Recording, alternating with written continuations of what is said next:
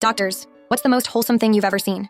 I was a resident at the time, working in pediatrics, and there was this little girl, Emily. She was about 9 years old, and she had terminal cancer. We all knew she didn't have much time left. Her parents were constantly by her side, alternating between being her rock and barely holding it together. You could see how much they adored her, but also how much they were suffering. It was heartbreaking. One afternoon, I was doing my rounds, and I stopped by her room. Emily was sitting up in bed, drawing pictures on a little sketch pad. She was weak, but her smile lit up the room when she saw me. I sat down with her, and we chatted about her drawing. She was working on a picture of her family holding hands under a big, colorful rainbow. Then, out of nowhere, she looked at me and said, "Do you think my parents are going to be okay?" At first, I thought she was talking about their health, so I reassured her, "Your mom and dad are strong. They'll be fine." But she shook her head and said, "No, I mean when I go to heaven, they're going to be really sad, and I don't want them to be too sad. I want them to know it's okay." I swear my heart shattered into a million pieces right there. Here was this little girl facing something no child should ever have to face, and she wasn't worried about herself. She was worried about how her parents were going to cope. I didn't know what to say at first. I just sat there trying not to cry. Finally, I told her, "Emily, your parents love you so much, and it's okay for them to be sad, but I promise they'll always remember how strong and kind you are, and they'll always love you just like you love them." She nodded, like she already knew that, and then she said, "Maybe you can tell them that for me, just in case they forget." A few weeks later, Emily passed away. At her funeral, her parents shared her drawings, including the one with the rainbow and her family.